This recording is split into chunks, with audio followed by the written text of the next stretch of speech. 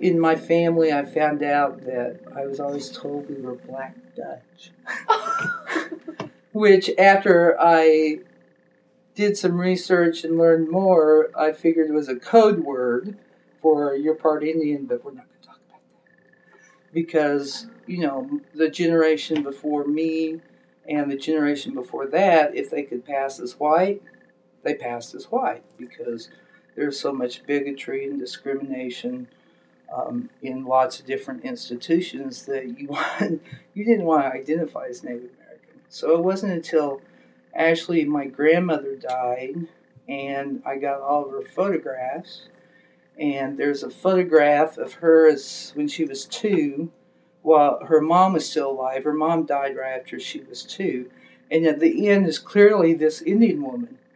And I'm looking at it going, who is this woman? So I started my own kind of genealogical research and determined that she was Cherokee. But again, it's really difficult to do genealogy, especially on the female side, because they never own property and so they're not part of the public record. So I did some and know where she came from and sort of who she was. All my older relatives died before I got the information I needed. So, and I think on the other side is Osage, but I haven't gone quite as deeply. But when I was in Oklahoma, my first job as a journalist, I covered the Cherokee Nation because I was in Bartlesville. And a young woman that I worked with was the great-great-granddaughter of John Ross, who was a chief of the Cherokee in the late 1800s. And I developed a relationship with Wilma Mankiller, who was the chief of the Cherokee Nation at that time, and just started attending the rituals and stuff because it just felt like home to me.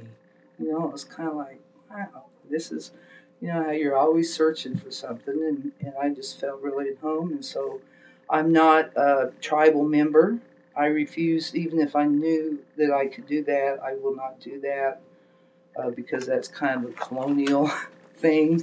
And it's unfortunate that Indian nations today determine blood quantum to be a member, but now there's money involved, so I'm not a tribal member, but I'm accepted. And then when I came up here, I hung out with Dakota, and so I'm accepted in that community too. So I've gained a lot more knowledge about Native history and things of that nature, but it's kind of weird because when I look back as a child, my dad was a bigot. I mean, big time. And I went to grade school in 1960, and that was right after Brown versus Board, where they segregated schools. But in the community I lived right on the street that was the demarcation where the black people lived and the white people lived. And my dad had a business for several years, and his customers were black. But yet I'd hear him come home and use the N word and the whole thing. And in high school, I had a friend who was a young black woman. And at the time, I didn't understand because we were sitting there and I said, "Oh, you have to come in and meet my parents." And she sat in the car and she said, "I ain't going in there." And I'm like, "Why? Come into my home and meet my parents." And she absolutely refused until I finally persuaded her. And when we came in, Mom and Dad were at the table. And Mom literally dropped her fork when she turned around and saw a black woman in her kitchen. So I was kind of like, now I totally understand, but at the time I was like, what is the problem? And I had a friend that was a Mexican, and I was going over there one day, and my mom advised me that, they live differently than us.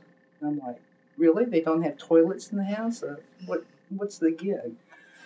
So I was embedded in that kind of bigotry and prejudice. And so I don't know how I emerged to really believe in diversity, and because I've always had a diverse um, group of friends, even in high school. Uh, some were black, some were white, but I also kind of floated around the different cliques. So, one time I'd be with the cheerleaders, next with the rednecks out drinking beer on the river. So I don't know if I was born that way or what. And in some ways, it's a reaction to what I grew up with, I'm sure. But I've always been quite open and respect people as a human being instead of believing all the stereotypes and stuff. So that was there before I even kind of started my other journey. So I think the lack of understanding comes from not knowing about the history of Native people and not knowing the issues and not knowing, even, I mean, we understand that black people were slaves, but do we really understand how that crosses generations and affects uh, our relationships today? You know, and so I think that's where the lack of understanding is, not so much diversity. But there are people that say, don't want anything to do because they think it's politically correct to, talk about diversity. But we can even think about diversity in terms of the white population. There's diversity, social class, there's diversity in religion, there's diversity in perspectives. So, and that's what I want to do in my classes is provide multiple perspectives, which I consider diversity. And I don't necessarily consider, well, I do sometimes in terms of race and some of those gender and things of that nature. But yeah, so that's a lack of understanding that when you talk about diversity, you're not talking about bringing black people into the white world, but there's diversity in the white culture, there's diversity in the black culture, there's diversity in the native culture. Yeah, and I think the best approach is just to, um, kind of say we're each human beings, and because we're human beings, we deserve respect. Whether we differ on whatever gender or age and I think a function of that is stereotypes and people being lazy.